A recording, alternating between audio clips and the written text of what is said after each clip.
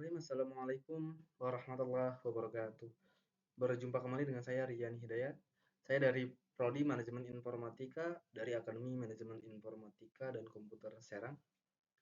Saya dari semester 1 R2 kelas malam. Di sini saya akan mencoba untuk menjelaskan serta mempresentasikan hasil dari proyek UTS semester 1 pada kali ini. Di sini saya membuat satu folder yang mana folder tersebut saya namakan dengan nama UTS yang mana nama tersebut saya ambil dari projectnya karena ini project untuk UTS, saya kasih nama dengan UTS dan ini adalah inisial dari nama saya pribadi. Dan di dalam satu folder ini saya membuat beberapa file. Kemungkinan kalau misalkan dihitung ada 1, 2, 3, 4, 5, 6, 7, 8, 9, 10. Kemungkinan 15 ataupun 15 kurang lebih lah. Dan di dalam file-file tersebut saya membuat file dengan nama PHP. Kemudian selain PHP ada HTML tentunya, CSS untuk styling, juga ada file JPEG, kode untuk kebutuhan website yang saya buat kali ini. Dan yang pertama saya akan coba tunjukkan adalah dari mulai mungkin home. Dari mulai file HTML, di sini saya membuat file HTML yang pertama adalah home. Home di sini untuk kebutuhan navbar. Yang mana ketika user mengklik navbar home akan langsung diarahkan ke tampilan home-nya sendiri. Dan di sini saya menggunakan CSS eksternal untuk styling pada file kali ini. Saya menggunakan CSS eksternal. Saya gabung home, kemudian index, dan profile di satu CSS yang sama. Tapi untuk satu ini, untuk HTML file HTML ini saya menggunakan CSS internal yang mana saya membuatnya di dalam file HTML sendiri. Karena kenapa saya membuatnya di dalam? Karena ini untuk mempermudah agar tidak tercampur dengan CSS yang lainnya, agar apa ya namanya? Agar menghemat space atau ruang di dalam codingan saya pada kali ini. Jadi saya membuatnya di dalamnya menggunakan CSS internal. Kemudian selain HTML saya membuat file dengan nama PHP. PHP di sini saya membuat 1, 2, 3, 4 file. Yang pertama saya membuat quiz PHP yang mana ketika user mengklik quiz, di sini akan langsung diarahkan ke menu quiz sendiri. Yang mana menu quiz ini saya membuat isian atau soal seputar dunia teknologi. Yang pertama ada apa itu singkatan dari HTML, kemudian apa fungsi utama CSS, apa kepanjangan dari PHP, dan apa yang dimaksud dengan API. Di sini saya membuat pertanyaan seputar dunia teknologi. Kemudian untuk CSS sendiri saya menggunakan CSS sebentar. Oh ya, saya menggunakan CSS eksternal yang mana saya kasih nama dengan CSS quiz.css yang ini. Saya menggunakan CSS yang ini untuk styling file PHP yang quiz tadi. Yang ini saya kasih titelnya namanya quiz teknologi. Dan kemudian saya menggunakan array dan seperti ini kurang lebih tampilan untuk codingan PHP quiz saya. Dan ketika si user selesai mengisi semuanya dan kemudian si user mengklik submit, maka akan langsung diarahkan ke tampilan yang baru, di mana tampilan tersebut akan menampilkan hasil ataupun skor dari isian si user tersebut. Misalkan di sini saya membuat 10 soal, si user menjawab yang betul 5, maka akan tampil skor 5 dari 10 soal. Akan tampil apa namanya? Skor hasil, skor akhir dari pertanyaan, dari jawaban si user jawab betul. Dari jawaban si user tersebut. Kurang lebih demikian. Kemudian selain kuis PHP, di sini saya membuat file dengan nama, oh ini tadi ini file kuisnya, dan ini hasil kuis PHP yang mana ketika tadi user mengklik submit, maka akan langsung diarahkan ke tampilan baru. Nah ini codingan untuk tampilan baru tersebut. Nah ini saya kasih nama title score. Ketika si user mengklik submit, maka akan langsung diarahkan ke tampilan ini.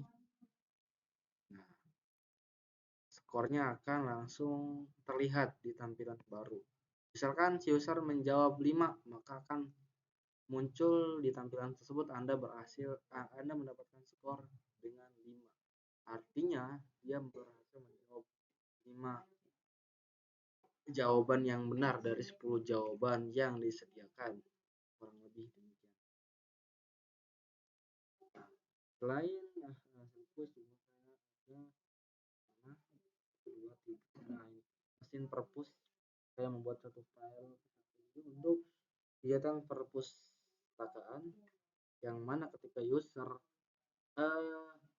misalkan logikanya gini, saya membuat mesin ini ketika ada seorang peminjam buku, ya kita sebut aja seorang peminjam buku meminjam buku dengan tanggal serta waktu yang telah ditentukan. Jika si kasir ini menginputkan hari ataupun tanggal sesuai dengan jadwal waktu akhir pengembalian si user, maka dia tidak akan mendapatkan denda.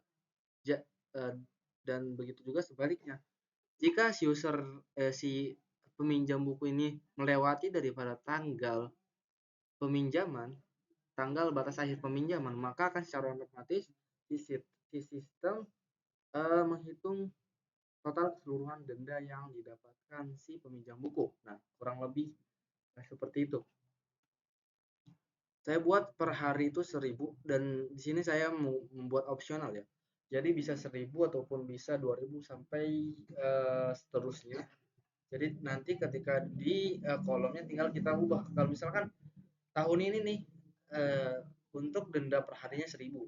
Nanti untuk tahun depan misalkan naiklah 2000 ataupun 3000. Nah, jadi untuk nanti tahun depan kita tidak perlu mengupgrade ulang atau mengupgrade codingan ulangnya untuk menambah nominal si angka denda ini. Jadi kenapa saya kasih opsional adalah untuk mempermudah si kasir ataupun si toko untuk menginputkan denda. Takutnya ada pembaruan dari sistem ataupun dari sistem kerja si toko tersebut.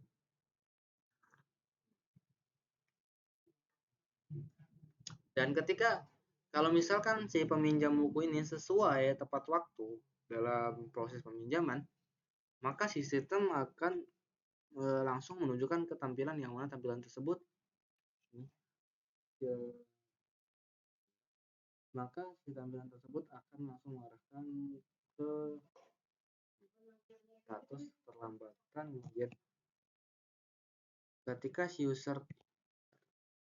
si user tepat waktu dalam pengembalian buku, maka dia tidak akan menghitung denda, tapi akan langsung diarahkan ke tampilan selamat.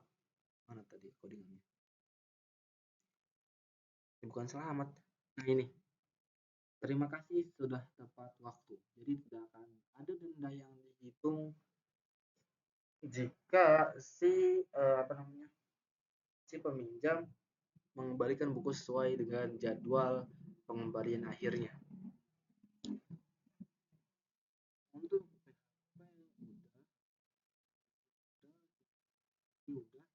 udah. Kemudian sini ada file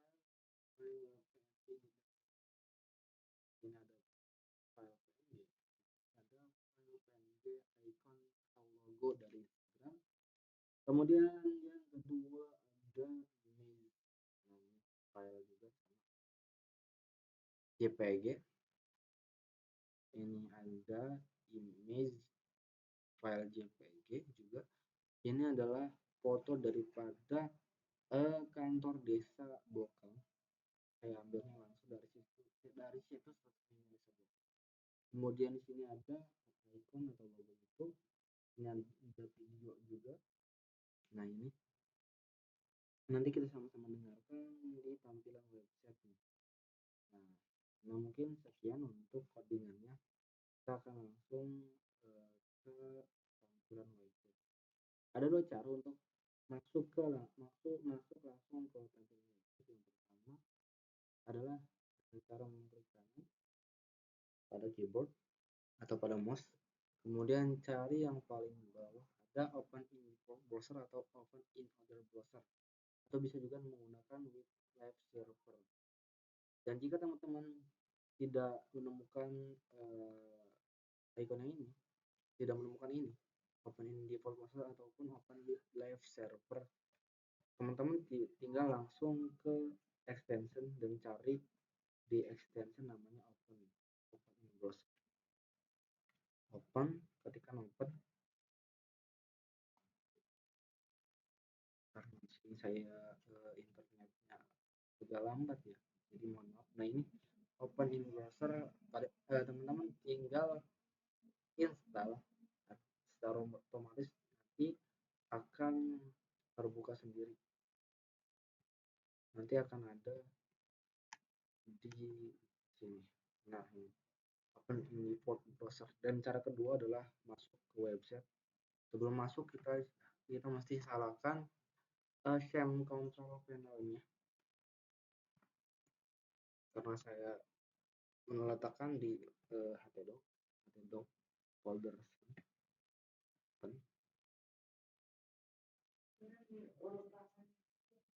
Kemudian di start apa untuk MySQL nggak usah karena saya belum pakai database. Dan kita langsung ke browser yang ada di masing-masing default.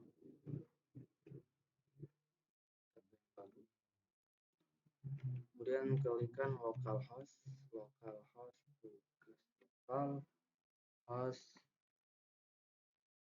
kemudian nama filenya, nama foldernya maksudnya maaf, uts ya ini apa, localhost uts ya salah gini. Oh salah bukan ini, localhost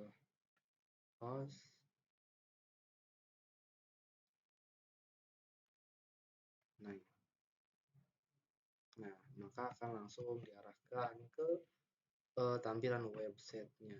Ini cara yang kedua. Cara yang pertama tadi belum. Cara yang pertama kita masuk lagi ke aplikasi VS Code, Visual Studio Code.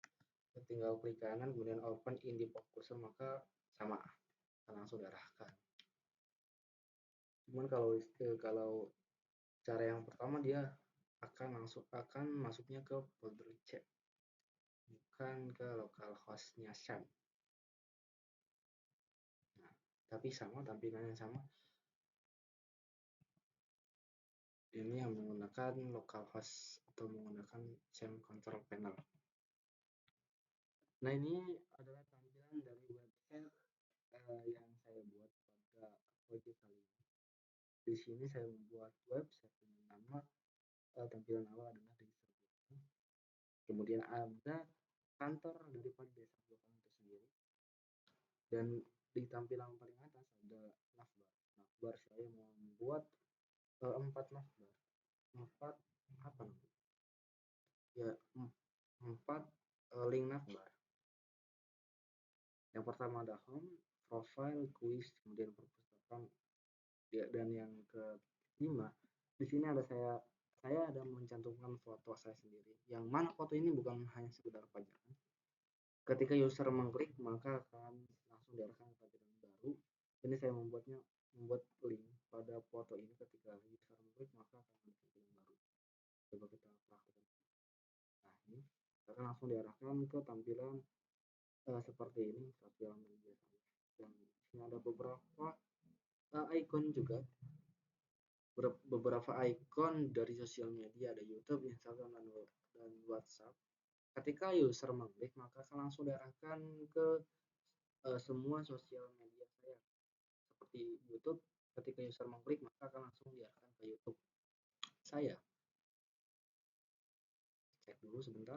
Nah, ini adalah YouTube saya. Kita balik lagi ke sini, ke tadi. Dan ini Instagram. Ketika user mengklik maka akan langsung diarahkan ke Instagram saya. Nah, ini dia Instagramnya. Kita tunggu prosesnya agak lama mungkin karena internetnya agak lemot.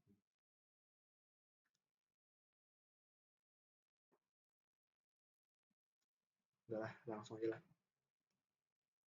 Dan ada WhatsApp juga sama, ketika user mengklik maka akan langsung diarahkan ke WhatsApp saya, bisa langsung di save. Karena di karena di laptop saya ini tidak menginstal aplikasi WhatsApp, jadi tidak bisa dibuka WhatsApp. Tapi untuk teman-teman yang jika membukanya di perangkat yang sudah terinstall WhatsApp, maka akan secara otomatis langsung masuk WhatsApp. Karena saya belum install, maka akan langsung ke website WhatsApp itu sendiri. Kita kembali ke tampilan awal. Di sini ada menu home. Ini tampilannya home. Di sini ada yang pertama ada foto desa. Selain foto desa, di bawahnya saya membuat tentang desa atau profil desa. Di sini ada beberapa artikel terkait desa Blokang. Ini artikel asli saya mendapatkan dari website resminya Desa Blokang itu sendiri.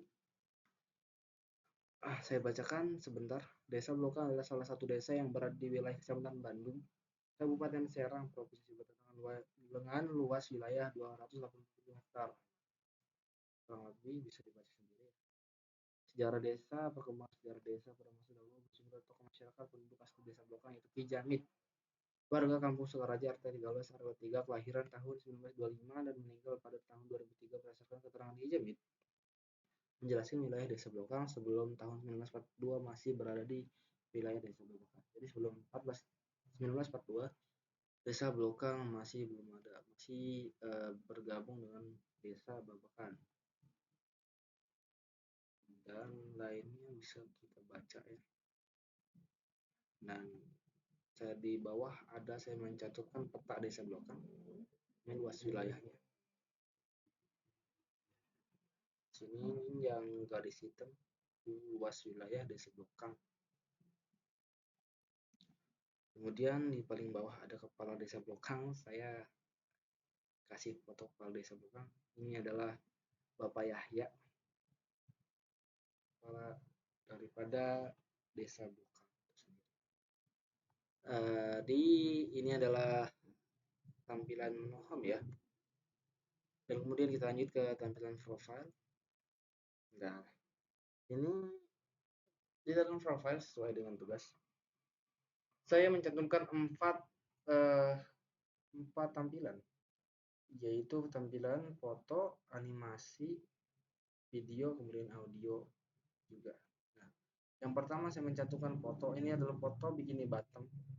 Saya dapat dari internet. Yang kedua ada video. Kita bisa sama-sama dengarkan dulu video dari SpongeBob. Kita ada di mana? Kita pasti sedang mimpi. Kau lucu, SpongeBob. Dua orang tidak mungkin memiliki mimpi yang sama, apalagi dalam waktu yang bersamaan. Secara filosofi itu tidak akan mungkin. Benar, kau mengajukan teka-teki metafisika. Tunggu, kita bicara seperti orang terpelajar. Ini pasti mimpi. Nah, itu adalah isi dari video SpongeBob SquarePants dan Factory. Di bawahnya lagi ada audio. Kita dengarkan dulu audio. Rise and shine, ballet, you bring it down. Keroncong mampus, back to the town. You can like kulihat yang sembunyikan. Pura-pura niat dengan sedikit gerak perlahan. Jadi, move on with the groove. Everybody on, move on with the groove. Cuma saja dia berdiri,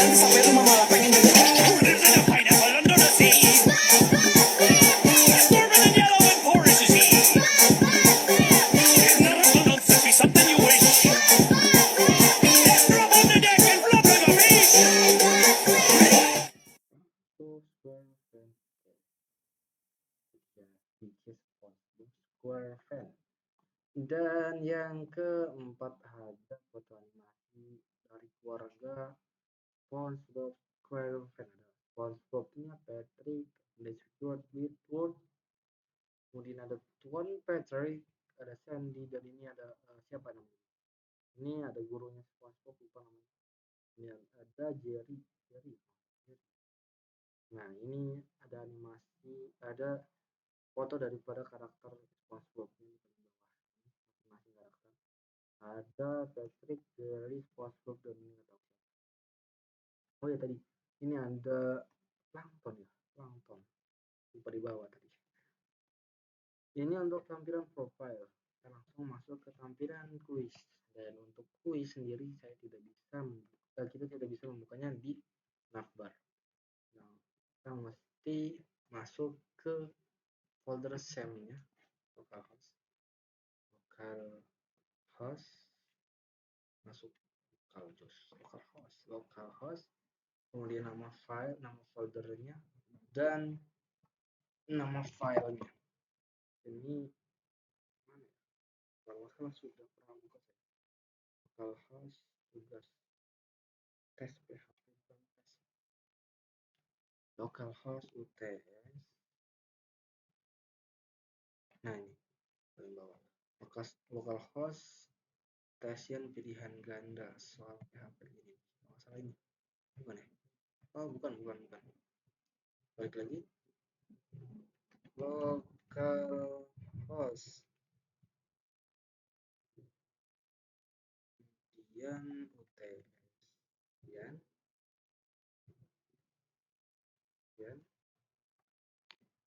kuis ya, kuis.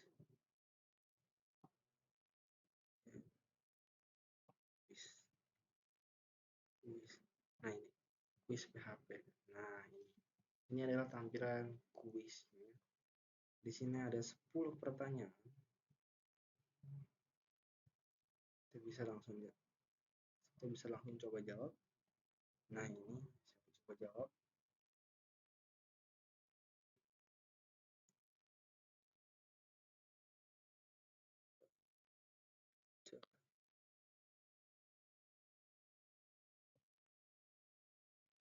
Nah ini saya sudah menjawab semua.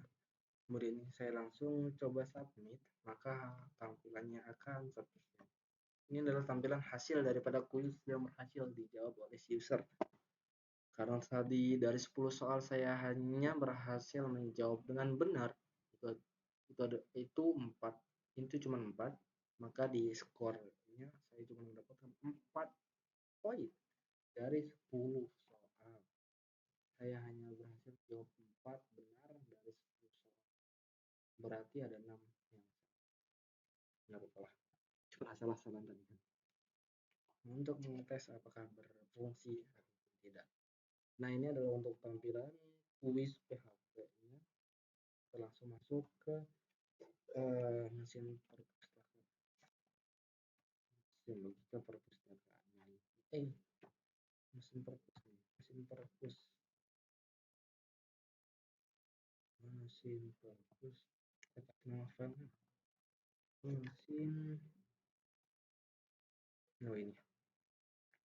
Mesin perpustakaan.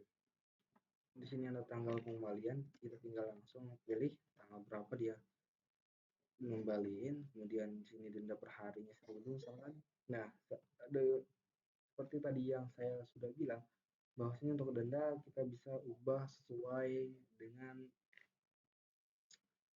kemauan masing-masing. Misalkan mau denda per hari 1.000 ataupun 500 perak, itu bebas. Bisa ditulis secara manual, bisa juga dengan kita langsung pilih di sini bisa. Bukan pilih siapa namanya, memencet tombol ini untuk menaikkan dendanya. Tapi kalau gitu kayaknya lambat ya, mendingan dipilih manual. Nah, kita langsung coba hitung denda, maka status keterlambatan tepat waktu, terima kasih sudah tepat waktu. Nah mungkin demikian untuk tampilan dari website yang sudah saya buat kali ini.